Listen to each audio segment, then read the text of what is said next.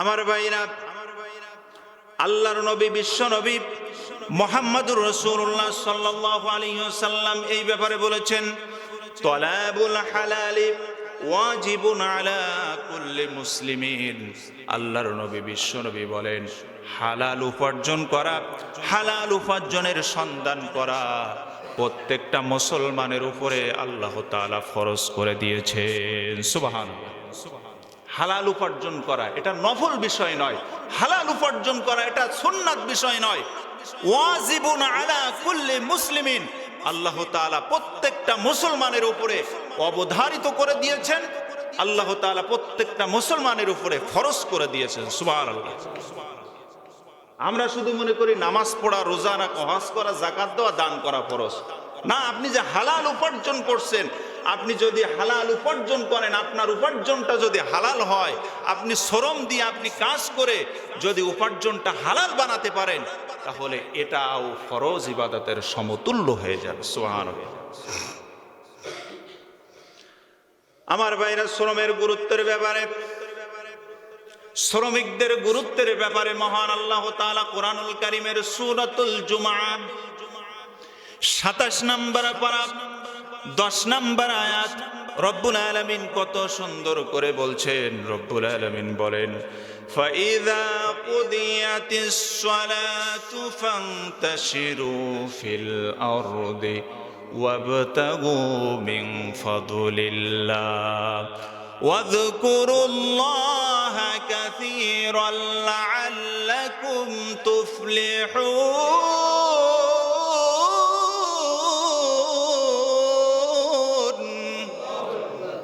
আল্লাহ তাআলা বলছেন, ফাইযা কুদিয়াতিস সালাত, তোমার যখন নামাজ শেষ হয়ে যায়, ফান্তাশিরু ফিল আরদ, জমিনের উপর ছড়াই পড়ো, জমিনের উপরে ছড়িয়ে পড়ো, ওয়াবতাগু মিন ফাদলিল্লাহ, এবং আল্লাহর অনুগ্রহ অনুসন্ধান করো। সুবহানাল্লাহ। আল্লাহর অনুগ্রহ অনুসন্ধান করো, অর্থাৎ তুমি যে কাজ করছো, যে কাজই করো না কেন, এটা আল্লাহ তাআলার অনুগ্রহ। আল্লাহর অনুগ্রহ যদি না থাকে তুমি কাজ করতে পারবে না। আল্লাহর অনুগ্রহ যদি না থাকে তাহলে তুমি চাকরি পাবে না। আল্লাহর অনুগ্রহ যদি না থাকে তাহলে তুমি ডাক্তার হতে পারতে না। আল্লাহর অনুগ্রহ যদি না থাকে তাহলে তুমি সম্পদশালী হতে পারতে না। ঠিক কিনা বলেন?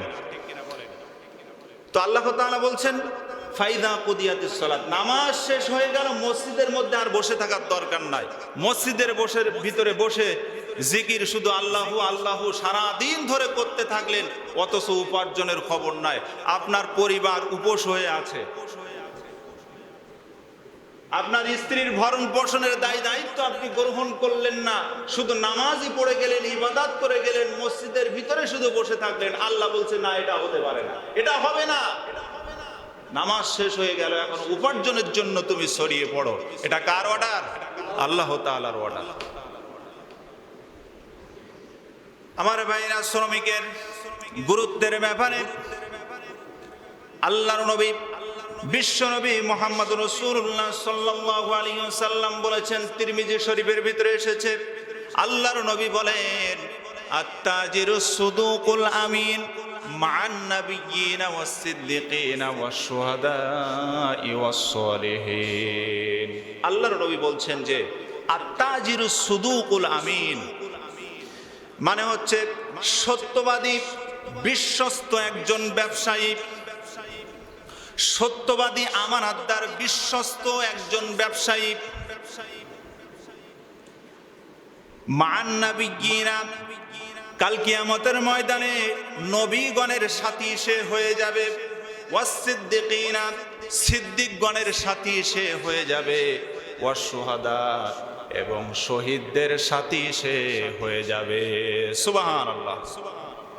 একজন সত্যবাদী, আমানতদার ব্যবসায়ী, যে ব্যবসা করে মিথ্যা কথা বলে না।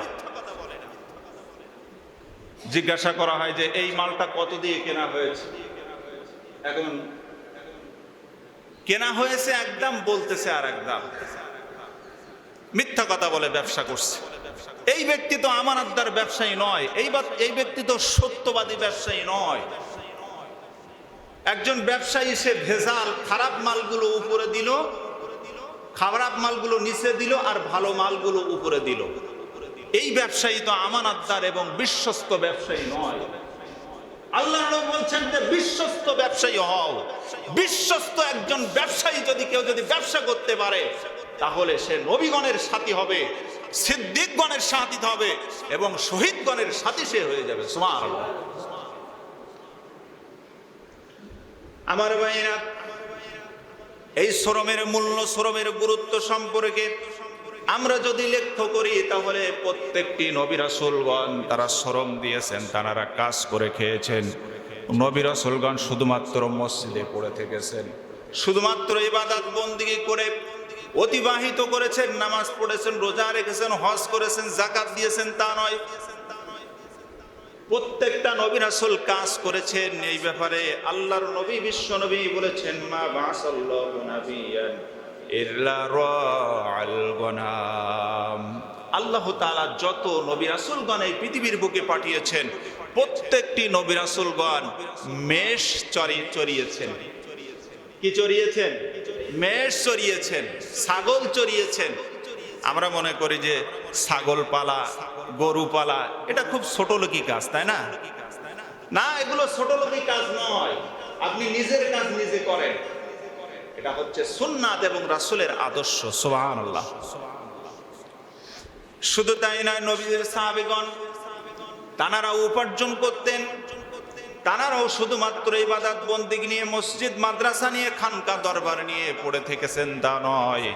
আল্লাহর নবী বলেছেন, হাদিসের ভিতরে এসেছে, কানা আসহাবু রাসূলুল্লাহ সাল্লাল্লাহু আলাইহি ওয়াসাল্লাম উম্মালু আনফুসিহিম। আল্লাহর নবীর প্রত্যেকটি সাহাবী উম্মালু আনফুসিহিম, একজন শ্রমিক ছিলেন। সুবহানাল্লাহ। কি ছিলেন? শ্রমিক ছিলেন। শ্রমিক হওয়া এটা কিন্তু অনেক অনেক গুরুত্বপূর্ণ একটা কাজ, অনেক গুরুত্বপূর্ণ একটা বিষয়, যে আপনি একজন শ্রমিক।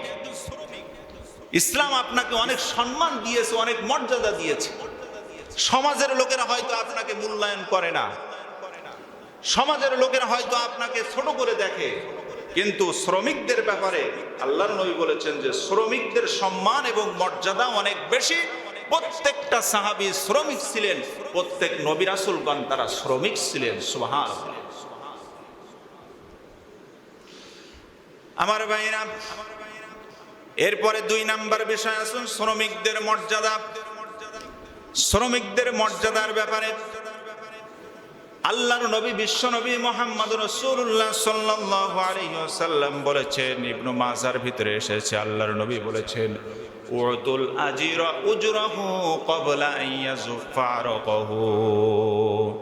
আল্লাহর নবী বিশ্ব নবী বলেন, শ্রমিকের গায়ের ঘাম শুকানোর পূর্বে তার মজুরি, তার প্রাপ্য, তার পাওনা পরিশোধ করে দাও। সুবহানাল্লাহ। শ্রমিকের গায়ের ঘাম শুকানোর পূর্বেই তার মজুরি, তার প্রাপ্য পৌঁছিয়ে দাও।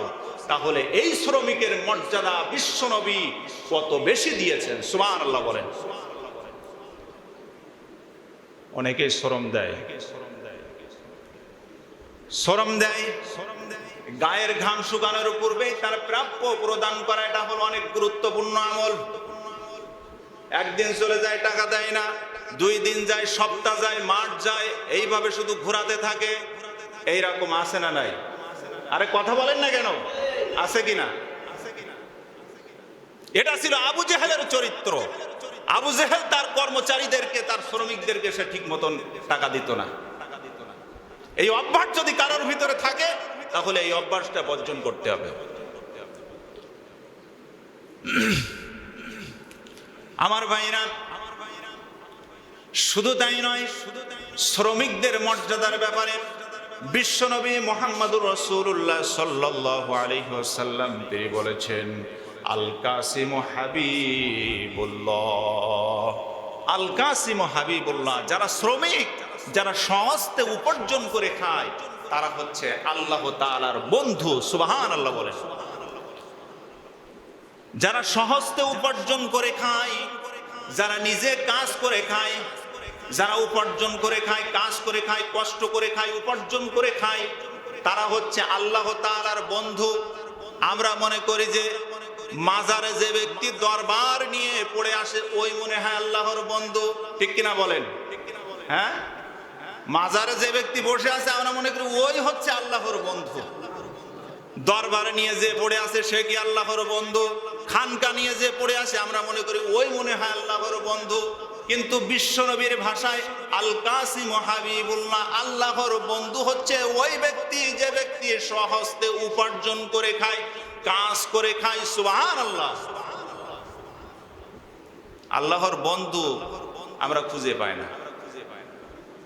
আল্লাহর ওয়ালির জন্য আল্লাহর বন্ধু তালাশ করতে যে বিভিন্ন দরবারে চলে যায়, যে ওই ব্যক্তি আল্লাহর বন্ধু আমার ব্যাপারে যদি একটু সুপারিশ করে দেয় মোটামুটি আমার সব মনের চাহিদা পূরণ হয়ে যাবে।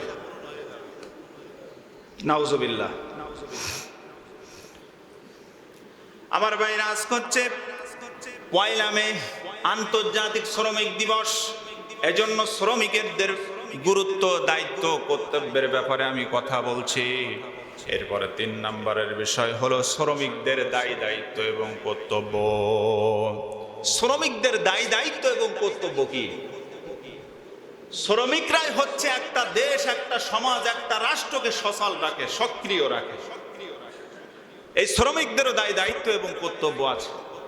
শ্রমিকদের সম্মান মর্যাদা ইসলাম দিয়েছে, আল্লাহ তাআলা দিয়েছে, রাসূল আকরাম সাল্লাল্লাহু আলাইহি ওয়াসাল্লাম দিয়েছে। এই শ্রমিকদের দায় দায়িত্ব এবং কর্তব্য কি? আল্লাহর নবী বিশ্বনবী মুহাম্মদ রাসূলুল্লাহ সাল্লাল্লাহু আলাইহি ওয়াসাল্লাম বলেছেন, শ্রমিকদের দায় দায়িত্ব এবং কর্তব্য সম্পর্কে নবীজি বলেছেন, আলা কুল্লুকুম রাঈন ওয়া কুল্লুকুম মাসউলুন আন রাইয়াতিহি। তোমরা প্রত্যেকেই দায়িত্বশীল। কিয়ামতের ময়দানে প্রত্যেকেই তার দায়িত্বের ব্যাপারে জিজ্ঞাসা করা হবে। কিয়ামতের ময়দানে প্রত্যেককে তার দায়িত্বের ব্যাপারে, তার কাজের ব্যাপারে জিজ্ঞাসা করা হবে। একজন মসজিদের ইমামকে জিজ্ঞাসা করা হবে সে তার সঠিক দায়িত্ব পালন করেছে কিনা। একজন সমাজের ভিতরে ওয়ার্ডের মেম্বার যিনি হবেন, তার অধীনে যতটা লোক আছে সে তার দায়িত্ব যথাযথভাবে পালন করেছে কিনা। একজন ইউনিয়ন মেম্বার, তাকে জিজ্ঞাসা করা হবে। এরপরে উপজেলা চেয়ারম্যানকে জিজ্ঞাসা করা হবে। এরপরে একজন এমপিকে জিজ্ঞাসা করা হবে। একজন মন্ত্রীকে জিজ্ঞাসা করা হবে। একজন প্রধানমন্ত্রীকে জিজ্ঞাসা করা হবে।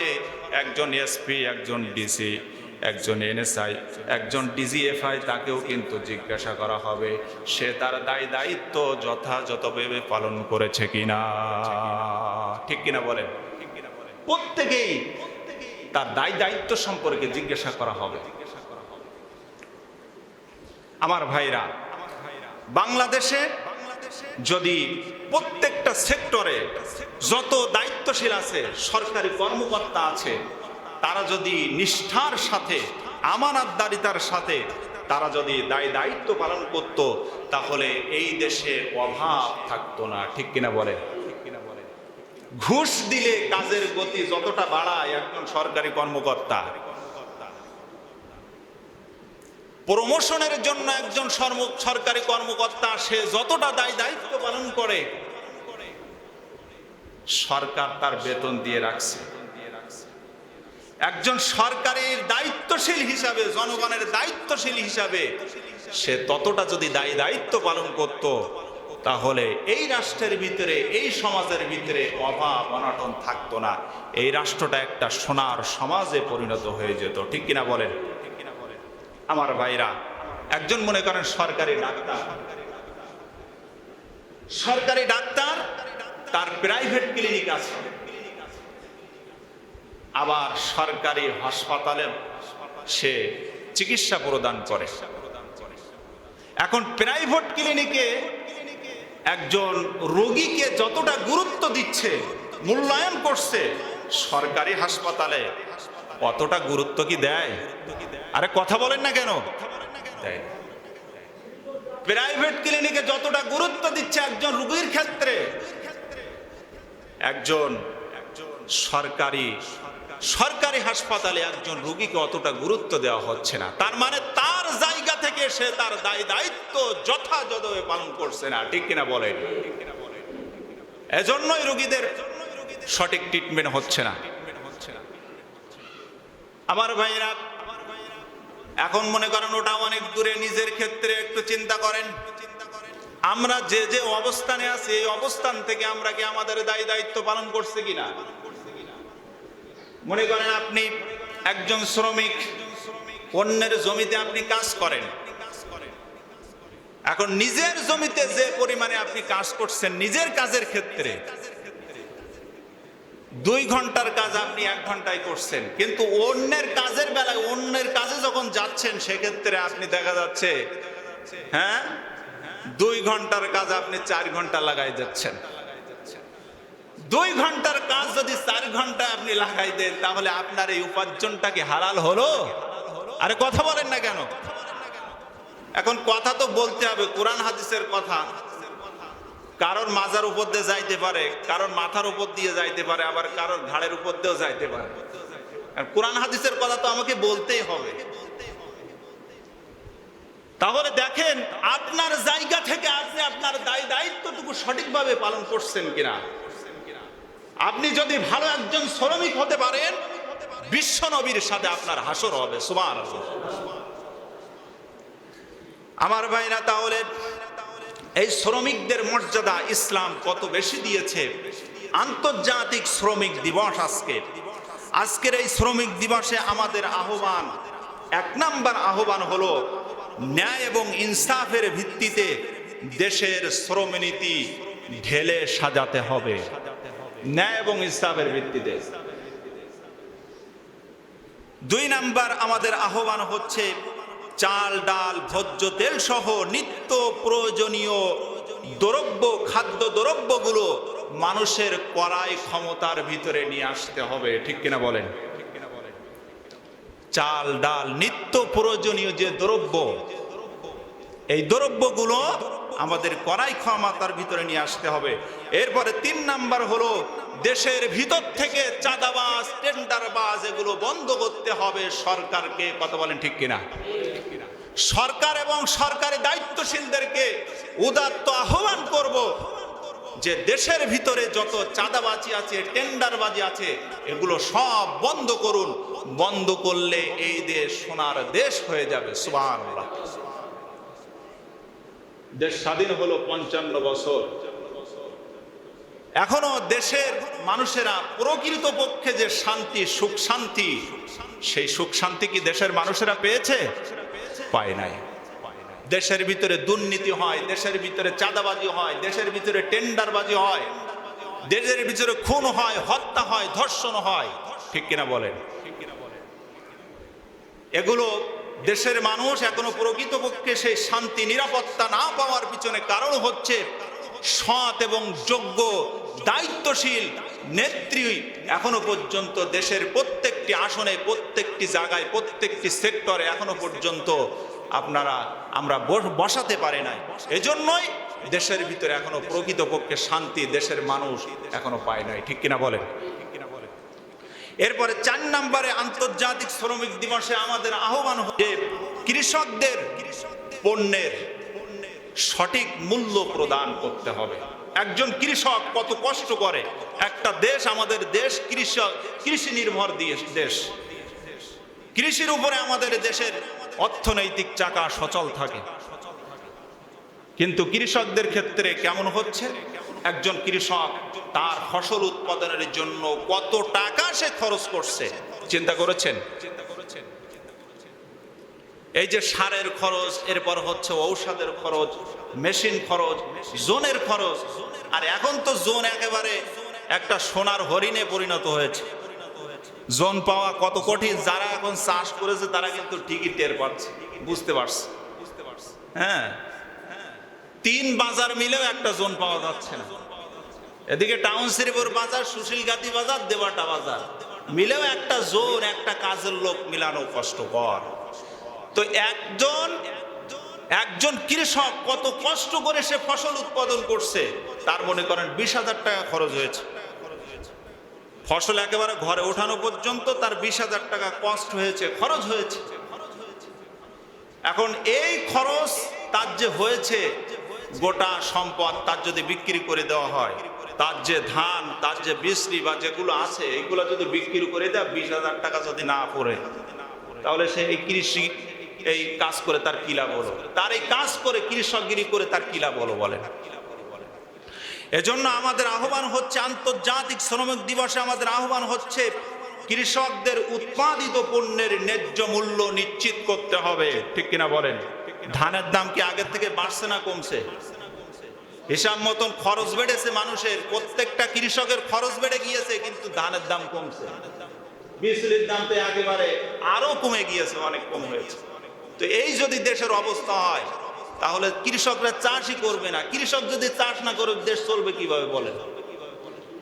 এজন্য আন্তর্জাতিক শ্রমিক দিবসে আমাদের এই সমস্ত আহ্বানগুলো আমি করলাম। এরপরে সম্মানিত ভাইরা, কোরবানির বিষয়ে দু একটি কথা বলতে হয়, যেহেতু কোরবানির আর মাত্র 28 দিন বাকি আছে। কয়দিন?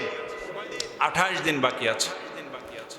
আল্লাহর নবী, বিশ্ব নবী মুহাম্মদ রাসূলুল্লাহ সাল্লাল্লাহু আলাইহি ওয়াসাল্লাম বলেছেন, আবু হুরায়রা রাদিয়াল্লাহু তাআলা আনহু থেকে বর্ণিত, রাসূল আকরাম সাল্লাল্লাহু আলাইহি ওয়াসাল্লাম বলেছেন, মা ওয়াজাদা সাআতান লিয়াইদাহি ফালাম ইদাহা ফালা ইয়াকরাবান্না মুসাল্লানা। যার উপরে কুরবানি ওয়াজিব ছিল, আমার ভাইরা একটু খেয়াল করুন, আল্লাহর নবী বলেছেন, যার উপরে কুরবানি ওয়াজিব ছিল, কুরবানি দেওয়ার সক্ষমতা যার আছে, এরপরেও যদি ওই ব্যক্তি কুরবানি প্রদান না করে, কুরবানি যদি না দেয়, তাহলে সে যেন ঈদের দিনে ঈদগাহে না আসে। নাউজুবিল্লাহ। সে যেন ঈদের দিনে ঈদগাহে উপস্থিত না হয়।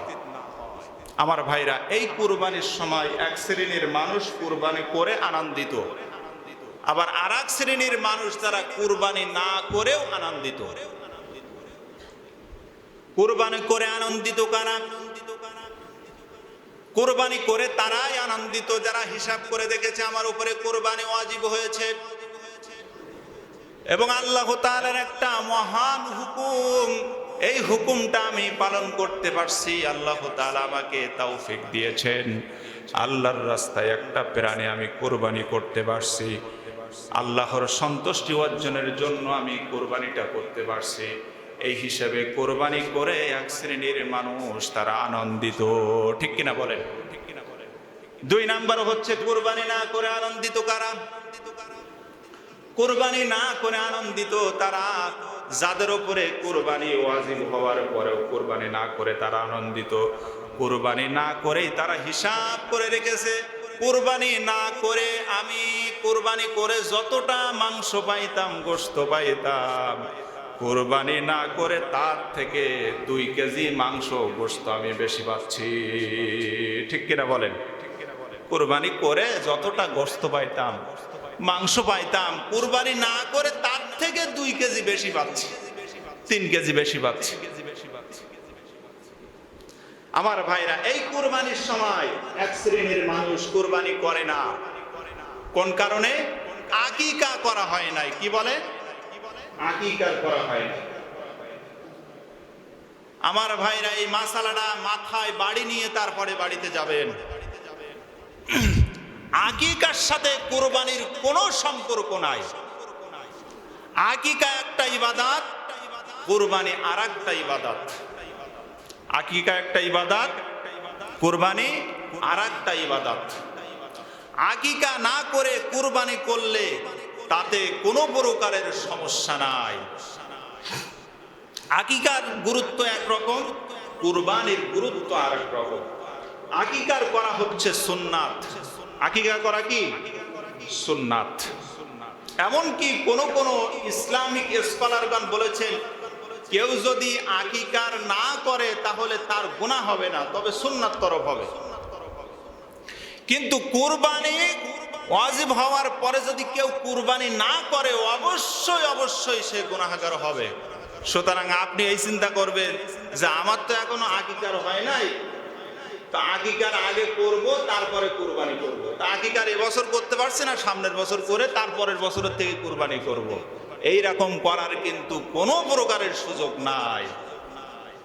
আপনাকে অবশ্যই আপনার জন্য বিশ্বনবী সাল্লাল্লাহু আলাইহি ওয়াসাল্লাম আপনার জন্য লানত করেছেন, অভিসম্পাদ করেছেন। বিশ্বনবী আপনাকে ধমক দিয়েছেন যে কুরবানি করার ওয়াজিব হওয়ার পরেও আপনি কুরবানি দিচ্ছেন না। সুতরাং এখানে আকিকারের সাথে কুরবানির কোনো সম্পর্ক নাই আমার ভাইরা। এরপরে আরেকটা বিষয় হলো, অনেকেই জমি বন্ধক রাখে, জমি বন্ধক নেয় অন্যের কাছে, মনে করেন 5 লাখ, এরপরে হচ্ছে 10 লাখ টাকা দিয়ে জমি বন্ধক রাখছে। এখন বলে আমার কাছে টাকা নাই। আরে বেটা, যে 5 লাখ টাকা দিয়ে তুমি জমি বন্ধক রাখছো, 10 লাখ টাকা দিয়ে জমি বন্ধক রাখছো, ওই 10 লাখ ওই 5 লাখ তো তুমি আবার পেয়ে যাবে, ওটা তো তোমার গচ্ছিত টাকা। সুতরাং ওই টাকার হিসাব করে তোমাকে অবশ্যই অবশ্যই কোরবানি দিতে হবে, ঠিক কিনা বলেন? আর জমি বন্ধক রাখার যে সিস্টেম, এটা তো এমনিতেই সমস্যা। যা হোক, এই বিষয়ে আমি সামনে হয়তো আরো কথা বলবো। সম্মানিত উপস্থিতির জন্য কোরবানি আমাদের কাছাকাছি এসে গিয়েছে, আর মাত্র 28 দিন বাকি আছে। আমরা যারা নিয়ত করেছি আলহামদুলিল্লাহ, যাদের উপরে ওয়াজিব হয়েছে এখনো নিয়ত করেন নাই, আপনাদের কাছে উদাত্ত আহ্বান করি, আপনারা নিয়তটা করে ফেলুন। আল্লাহ সুবহানাহু ওয়া তাআলা আমাদের তৌফিক দান করেন। ওমা তৌফিক ইল্লা বিল্লাহ। আসসালামু আলাইকুম ওয়া রাহমাতুল্লাহ। কথা আছে না?